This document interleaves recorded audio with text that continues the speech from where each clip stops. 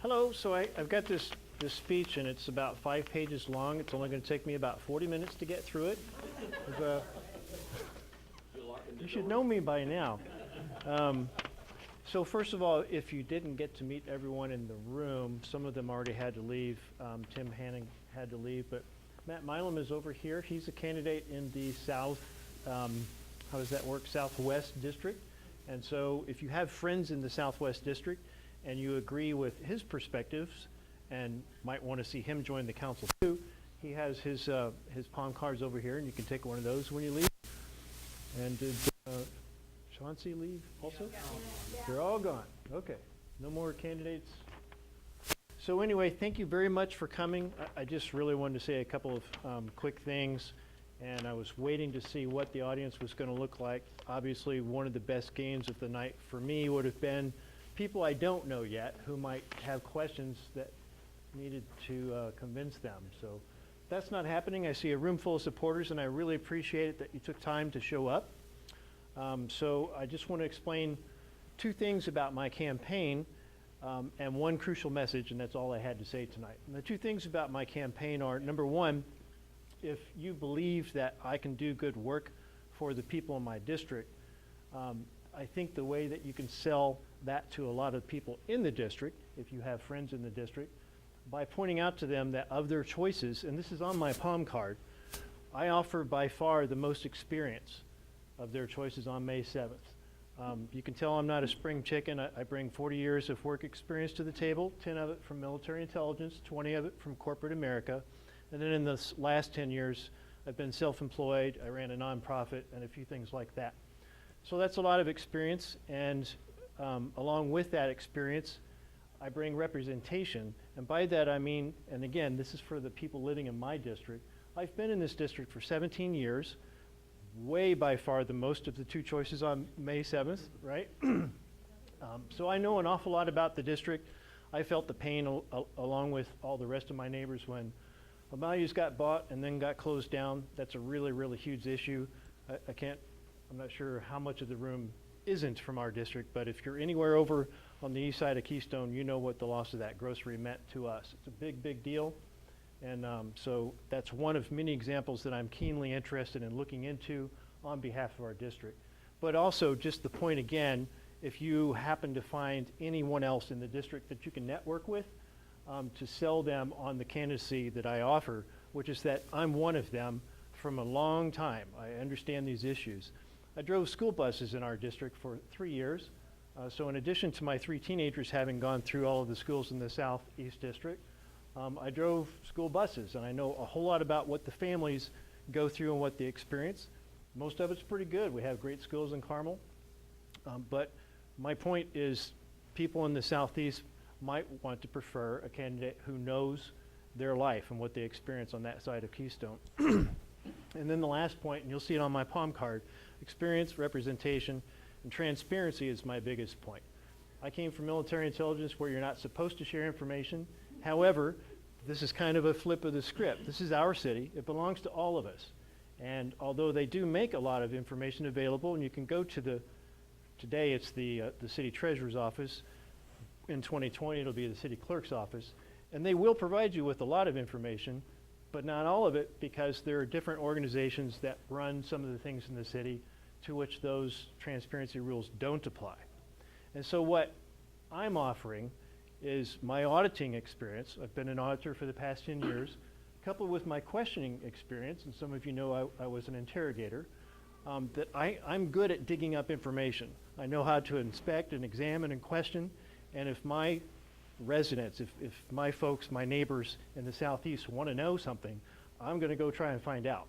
And maybe some things that aren't public, but I will find everything that is. So that's how you could convince people in the Southeast that I'm their best choice. But the other thing about that district is that it's a vacant seat.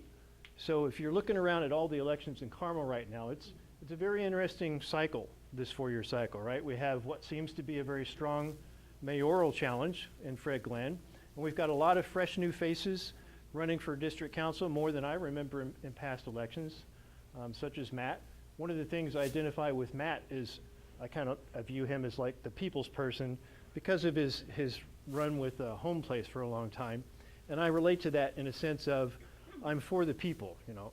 I'm not trying to be a politician, although apparently I'm going to be if I'm lucky. I'm trying to represent my neighbors. I want their opinions to be heard at City Council. And so that's what I mean by representation. I want to make our government work the way it was supposed to. We're representatives. We're supposed to understand what our people want and represent that in the council votes. That's what I want to do. So that's the message that I would ask you to share with your networks if you can. But the most crucial message to me is networking itself. I'm going to be walking a lot of doors, but I can't hit them all. Can't do it. Now, they have data that I've been given to help me know which doors are the smartest doors to go to, and I'm going to try and go to all those doors. But in the meanwhile, if we can do that old Amway scheme where you ask two friends, hey, do you know who's running? Here's a good choice. And if you can convince them, ask them to get two friends, and those two friends to get two friends. Help the network grow. What you will see on my campaign page and the website is listed here on the back of my card. If you go to this website, there's a page on there called Living Room Town Halls for just living rooms. And what I mean by that is I've offered to go to anyone's house who wants to ask me their questions, and I will. I'm begging them to try and get a few neighbors into their living room with us so that it's 3 or 5 people or whatever, because I can't go to 1,000 homes, but I'm going to try. My phone number is on that page. You can call me directly, they can call me directly, and that's my offer. That was my crucial message, is to help us network. If you agree that some of the new candidates offer good perspectives, or if you agree that it would be good to have fresh eyes on some of the challenges of managing Carmel, then help the candidates by networking. Connect the people to the candidates. Help us reach out. Our grassroots campaigns are really hard to run. And that's really all I wanted to say. If anyone's got a question, I'm happy to field it. Dave, Yes, sir. give us the diameters of your district. The Southeast District is from Keystone to the river, Okay. and the southern border of Carmel is 96 up to 126. That's most of the Southeast District, and there's a map over here. If you weren't sure how those borders run, you can see it right here. We did get a chunk north of 126th Street, Cool Creek, Creek South, Cricklewood, and Brookshire North are added to our district. Otherwise, it's everything south of 126. Well, that was easy. So you got the mayor in the top there, huh? Yes, I'm going to go knock on the mayor's door.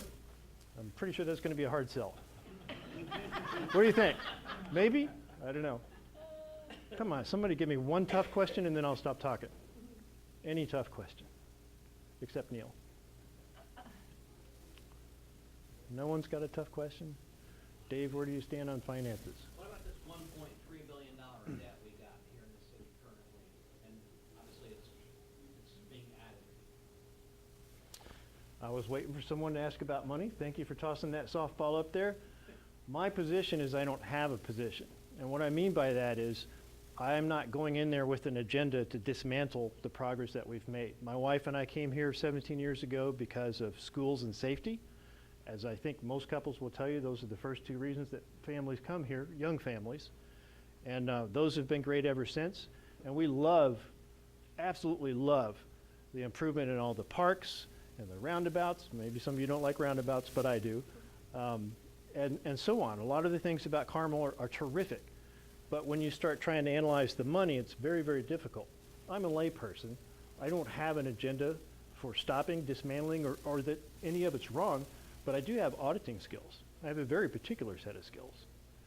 And I am willing to go find out about how some of that stuff works. I'm very concerned. It seems like a lot. It seems like with a lot of money numbers, when you try to describe it to people, you can describe it in different ways, right? Political speak. I'm not good at political speak. All y'all who know me, especially that I'm saying the word y'all, know that I'm just not going to be that way. I'm going to speak plain. I always will, always have been.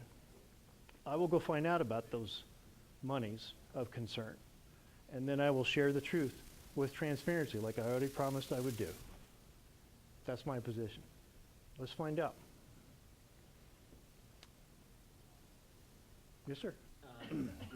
So obviously we talked about roundabouts a little bit. And if you're in a car and not turning left, roundabouts are awesome. But if you're in a car and turning left and there's no roundabout there, or if you're a person, a child, trying to cross a street at a non-roundabout, it's becoming more and more difficult. Any ideas on what we can do about that? Obviously, there's talk about putting some sort of thing to help the students get across from the parking lot to the school at the high school. I live in Southeast District. We've got issues crossing the street where Carmel Drive and 126th meet, right across from Mohawk. Trying to cross at Brookshire Parkway from 126th. If you live in Brookshire and want to get your kid from one side of Brookshire to the other, you got to cross the, there's all kinds of issues. Any idea on what we can do about that? A study. It seems like we're good at doing studies. I've seen us pay lots of money for studies. We didn't apparently pay for a study for the Carmel High School 136th Street crossing, which was recently in the newspapers. But we paid for other studies. I'm a layperson, like most people in this room. I don't have specific ideas, but I do have kids, and it has scared me for a long time to watch that happening, and I don't want to cross roundabouts either. And the same with Mohawk. It's not just Mohawk. It's not just the high school. There's a problem over at Cherry Tree, too. In fact, Clay, a lot of those kids come biking out of Bay Hill to Clay, and even as a bus driver, that was scary because, well, you know how kids are. They don't follow all the rules. So, yeah, my take on it would be, let's do a study. We've already dug ourselves pretty deep with these roundabouts. We've got them. They're here to stay. But there's got to be a smarter way to manage some of that pedestrian traffic and protect people.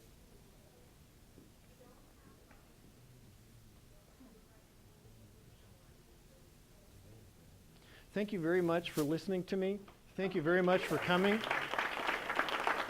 I'm going to eat pizza now. You're welcome to hit me up one-on-one. Like I said, my phone number's on the website, and hopefully I'll be seeing you around in your neighbors' living rooms.